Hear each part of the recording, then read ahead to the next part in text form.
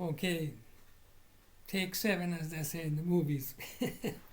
um, I just thought I'd do a reading from a short story that I published a year ago on the internet, and I republished it again this year elsewhere in the world.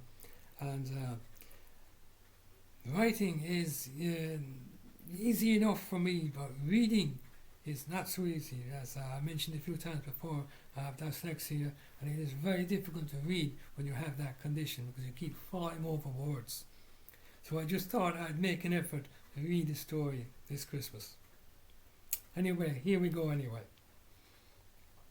December 24th, 10:50 a.m. White to grey blotted clouds scattered at random high in the chilly but friendly looking sky. Temperatures may have been no higher than 8 degrees but no lower than 6. It was, after all, Christmas. He found a parking spot in the market car park much easier than he expected to that morning. Maybe it was someone looking out for him from above and beyond, he mused. The year had not exactly been great. His spirits reflected that. He parked up correctly, mindful not to stray into another vacant parking spot next to him. He pushed open the door and hauled his frame out of the small car. He fussed around the rear, opened another door, and took from the boot an extra large, cheerful-looking, reusable shopping bag, popped it under his arm, and closed the door again. Part 2 next. Taking a good look around him, he marched off into the direction of the supermarket, passing several other vehicles as he went. In front of him, some 30 meters away, a van driver with its blind spots struggled into some form of position. In the distance, close to where there was a recycling bottle bank for plastic bottles. An oversized four-wheel drive vehicle also struggled into a spot some 50 meters away to the man's right. A good mix of people of all ages and all natures mulled about. Nothing out of the place, or as may have been no cause of concern to the man. Old habits, he thought to himself. An odd thought strayed into his mind as he went. He gave a 360-degree observant look at irregular intervals. Nothing another person could predict. The man stood out as smartly dressed, but not overdressed. His walk, a slight mix of marching with a semi-hunchback nature. Another observant person might have thought at some stage the man suffered a back injury. That observation would have been correct. Part 3. Beg your pardon, clearing myself up there. The man's eyes missed nothing, even though for a majority of the time he was looking at the ground 3 meters in front of his feet. If he did see some form of recognition from a person or a vehicle, he would surely do what he had done in the previous 7 years. Try not to disassociate. Every so often he would think he had the better of that freeze-frame mindset. Alas, not. In the back of his mind another thought stirred. The rest of his head countered that by shutting down the door. Something to do with overseas is all his brain would do. 65 1-meter steps later, he reached the footpath at the far side of the supermarket. An old, good-natured couple were packing bags into the car.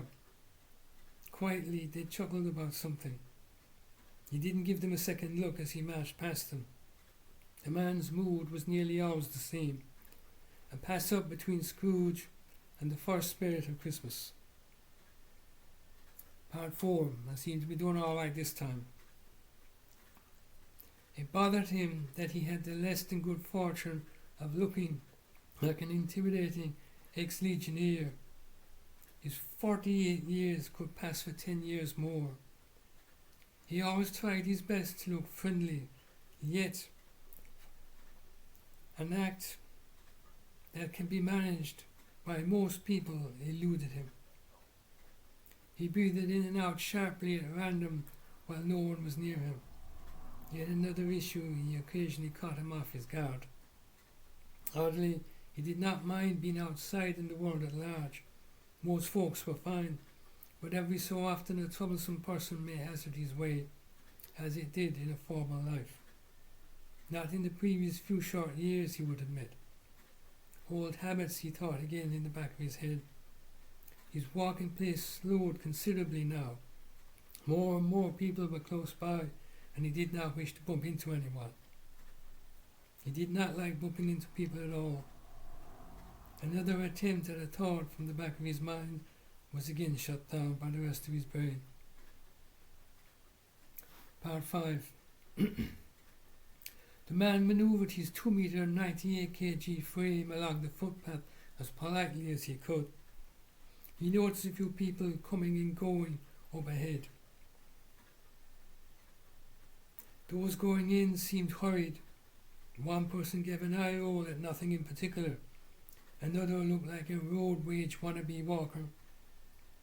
Those coming out were certainly more cheerful. He noticed a reddish face, and then another, cheerfulness and good-naturedness. His eyes kept returning 2-meter spot directly in front of his feet, largely for fear of recognition in faces coming and going. As he came upon the second doorway that led to the supermarket, a big heavy glass door, his ears picked up the unmistakable sound of caroling. He turned the corner with the heavy glass door occupied. Then, from the tops of his dimmed eyes, he caught sight of a small group of huddled people. Carolers could be heard singing beyond them. Part 6.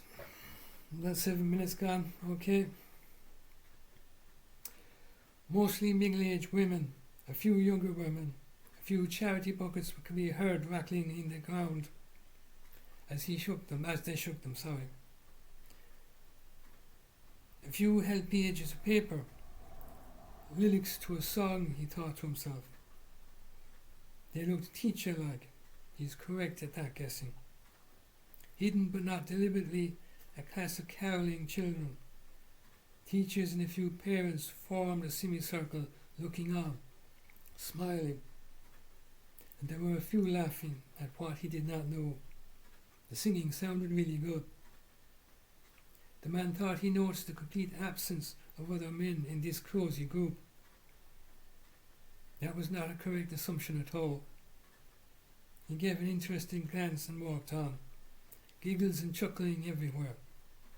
The song, a modern take of an old classic, a good-natured class, and a good-natured teacher in charge of them, he thought. A national school, probably. Class 3, Class 4, ages 8 to 10. He was not sure about that much. He passed through yet another glass door number 3, not as heavy as the previous door. Part 7. The man loitered about, pretending to look at a pile of boxes of Christmas sweets that had been deliberately placed by that door. A tempting, unplanned buy. He could still make out some of the singing in the background. Time to move on, his head told him. No time for loitering here. That's not part of the day's plan. He spoke harshly to himself in a silent tone. Habits once again. He obeyed and carried on, taking a small shopping list from his wallet as he did so. It was hard to tell a teacher from a parent.